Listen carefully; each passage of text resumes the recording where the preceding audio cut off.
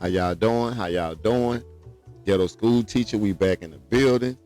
Today we got Imhotep, you know what I'm saying? We're gonna break it down. How this guy right here discovered all this science and this math and this medicine. He the first person known by name for writing medical documents. They got the papyrus, you know what I'm saying? Straight out of Egypt, you know what I'm saying? Egypt is on the continent of Africa, so he is our people. He looked like us, he lived like us, he was us. This is us.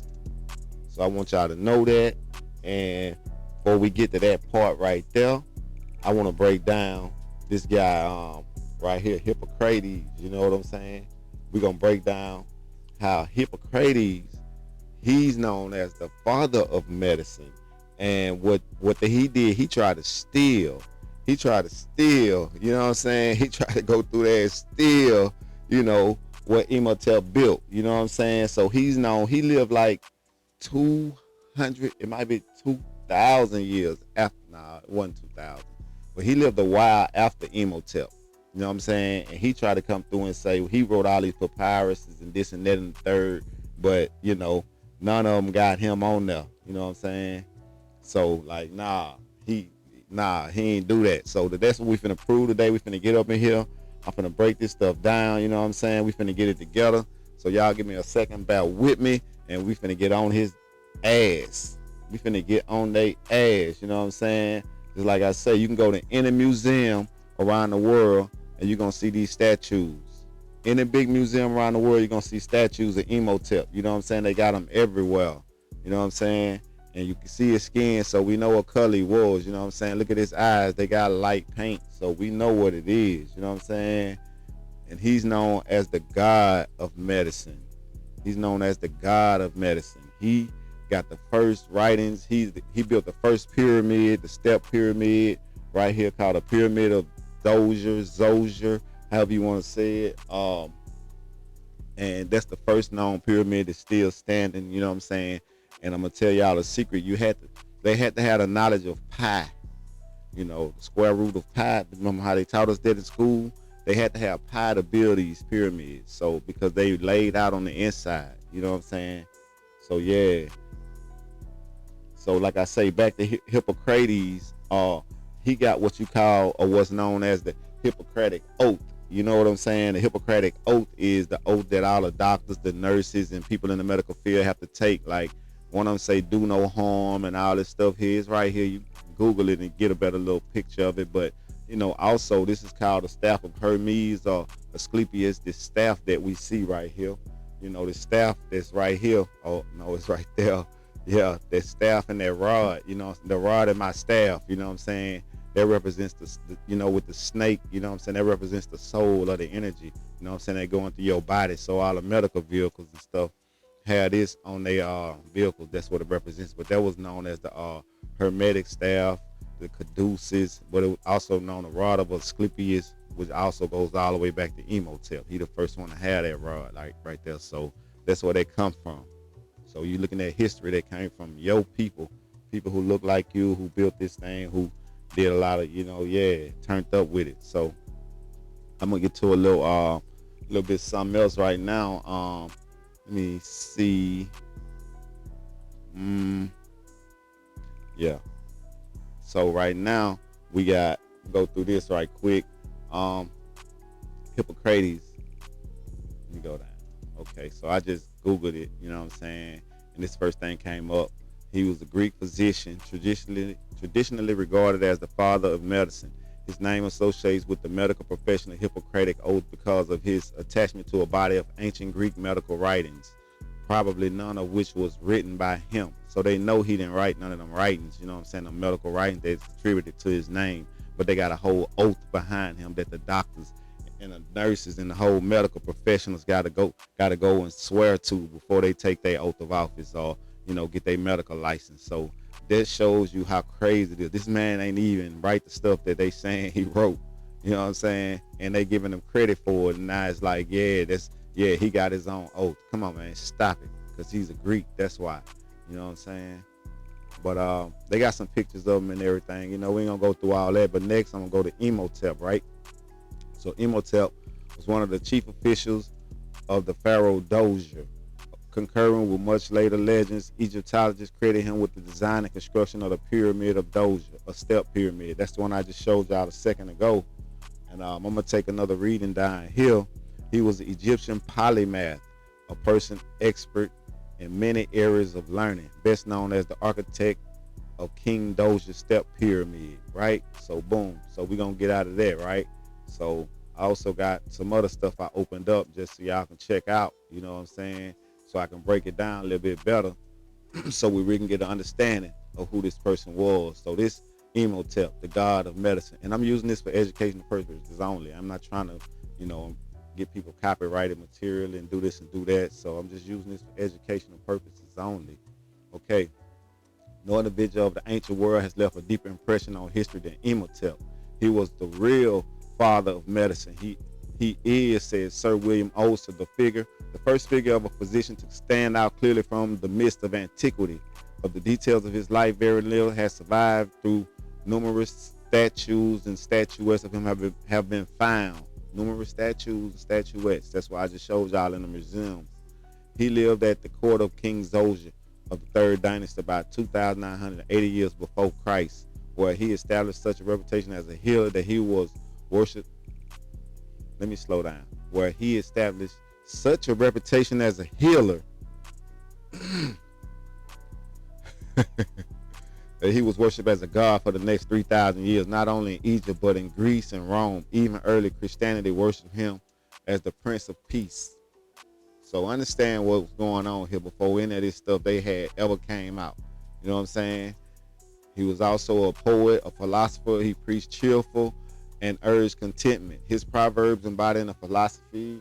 Let me turn myself off. He preached cheerfulness and urged contentment. His proverbs embodying a philosophy of life caught popular fancy and were handed down from his generation to generation. One of the best known sayings is eat, drink, and be merry, for tomorrow we shall die.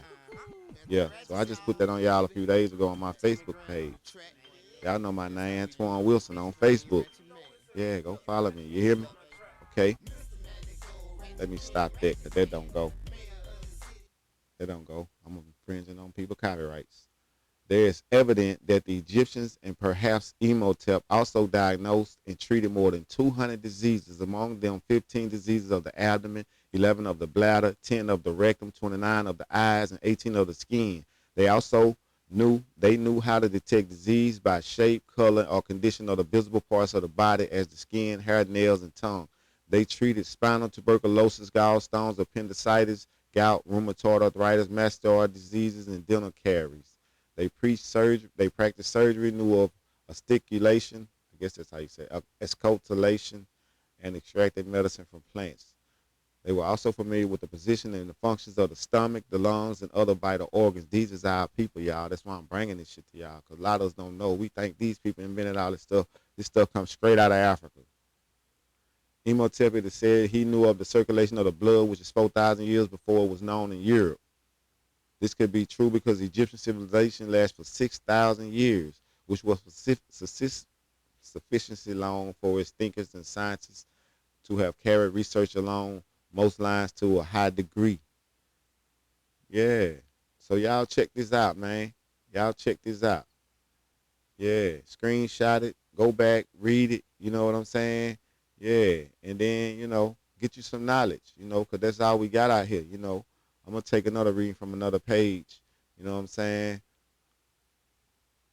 I got another page up here I'm going to go from, and then boom, we're going to get out of here. He been known as, so the guy lived 2,000 years after him, which was Asclepius, the one we were just talking about. Or not even Asclepius, Hippocrates. The Encyclopedia Britannica, the evidence afforded by Egyptian and Greek texts support the view that Imhotep's reputation was respected in very early times. His prestige increased with the lapse of centuries, and his temples in Greek times were the centuries of medical teachings and priestly wisdom and magic and the formulations of wise proverbs in medicine and architecture. This remarkable figure of Djoser's reign left so notable a reputation that his name was never forgotten. He was the patron spirit of later scribes, to whom they regularly poured out a libation from their water jug of their writing outfit before beginning their work. The people sang of his proverbs centuries later. And 2,500 years after his death, he had become a god of medicine in whom the Greeks, who called him Imhotep, recognized as their recognized their own Asclepius. A temple was erected to him near Serapeum at Memphis, and at the present day, every museum possesses a bronze statue or two of the apotheosized wise man. The proverb maker, the physician, the architect of Zoser. Zoser was the pharaoh. As regard to Imhotep's influence in Rome, Gerald Massey, noted poet, archaeologist, and philosopher, says that the early Christians worshiped him as one with Christ. The early Christians, it will be recalled, adapted to their use those pagan forms and personages whose influence through the ages had woven itself so powerfully into tradition that they could not omit them. Thus says Massey. The child Christ remained the sterilely bejeweled black Moor as the typical healer in Rome. Jesus, the divine healer, does not retain the black complexion of Imhotep for the canonical gospels, but he does in the Church of Rome when represented as the little black bambino. A jeweled image of the child Christ as a blackamoor is sacredly preserved at the headquarters of the Franciscan order, and true to its typical character as a symbolical likeness of Ausa, the healer. The little black figure is taken out of state with this regalia on to visit the sick and demonstrate the supposed healing powers of this Egyptian Asclepius, thus Christianized. The Virgin Mother, who was also black, survived in Italy as in Egypt. At Europa, near, I don't know what these words say. The Madonna and her Christ child are not white but black, as they sold. Let me slide over y'all because I want y'all to get this and then go research it for yourself. Often were they in Italy, so it's saying the black Jesus and the black Madonna, which is the black Mary. They called her Madonna before they called her Mary. Were often in Italy of old, and as the child is yet conditioned in the little black Jesus of the eternal city. He adds, as regard to the worship of Imhotep in Rome, surely the profoundest sigh of an ever-warring world went up to heaven in the court of Imhotep, who is worshipped as the giver of rest, the Camite Prince of Peace. And there go a lot of references that they took. Well, you can get all this information that you want to go search these books and stuff. So yeah, I just want to bring that to y'all. So you guys, I'm gonna be bringing this to y'all back to back. You know what I'm saying? Much as I can, different people from history throughout history, so we'll have a better understanding of a lot of our ancient history before we were ever slaves, before any of the whatever this whole I'm just gonna say BC and what we were doing before slavery. I'm gonna just go like that. We're just gonna do a lot of ancient history that's not known to the average people that we should know. We all should know. So I'm gonna be bringing y'all that. I appreciate y'all. This was brought to you by the Conscious News Network. Y'all should know that by now, man. Go like, subscribe. I'm on YouTube. We on Instagram. We on Facebook. Go join the group. We got a book club. If you want to join that, tap in. You know what I'm saying? I just want to drop that to y'all, Imhotep again, you know, and let y'all know what it is, you know what I'm saying? Because I got taught a lot of this stuff too, you know. So like somebody, it didn't just pop up on me. Somebody actually taught me. They sit me down and taught me a lot of this stuff, and so I'm gonna bring it to y'all too, broke down in different little sections. Imhotep, the first one, you know what I'm saying? This is my African history, or my native history, or my black history, whatever you want to put it. You know what I'm saying? Black or more, it's all the same thing, you know. But this is the history series, and I'm gonna be rocking with y'all. So y'all tap in, yeah.